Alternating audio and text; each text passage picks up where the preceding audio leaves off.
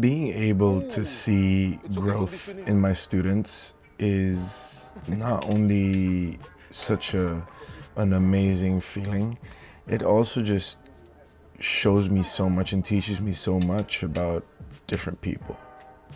You know, being able to teach different people the same system and to be able to install that in their own nervous systems allows them to find their own personality within that, being able to create their own movements and being able to practice their own movements within their own expressions and being able to be honest about those expressions.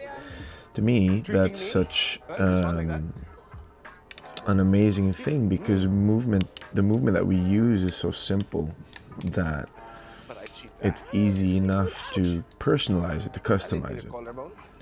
It also shows me so much about how learning to be composed and calm within chaos shows me how that affects our nervous system when it is being refined and being sharpened. Movements that are random become a little bit easier to see, and being able to move through puzzles and pressures and problems that are being given and answering them and sending them back to the opponent without so much as a thought process is really amazing to witness within different people, how that comes out, how that becomes a little bit sharper than it was. Refining movement under stress and under pressure it can be tricky because there is a complacency within this method of training, because even if it's random, even if there is pressure, if the pressure that is being given is steady, it doesn't really push anything. It just creates this almost nest of comfortable chaos, maybe. And to be able to be aware that as someone who maybe is the attacking person who's causing the chaos, to always switch things up and always be able to push the right buttons in the right ways or in the wrong ways for that matter. Don't forget you guys have And these arms. triggering the defender or the receiver to defend harder or to move sharper, to create more directness in their movement.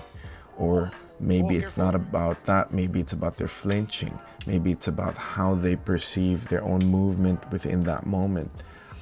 These things are what is important to me.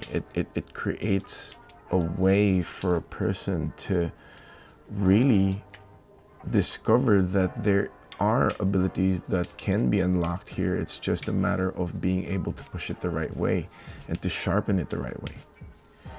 It's not about not having muscle memory. This is still a muscle memory exercise. These are still basically drills, but these are drills that happen in real time. These are drills that happen without or triggering a non-thought process, right? A non-cognitive process wherein our instincts are the ones that are being triggered rather than, or our fight or flight response is what's being triggered rather than focusing on just memorizing the move or memorizing the technique. You know, to me, this has such deep value that I want my students to be able to understand what these things imply within their own selves and within other practices that they might already be doing. You know, it's such an amazing thing, and I hope that more people get to discover this way of installing a skill. Well, thanks for listening to me today, guys.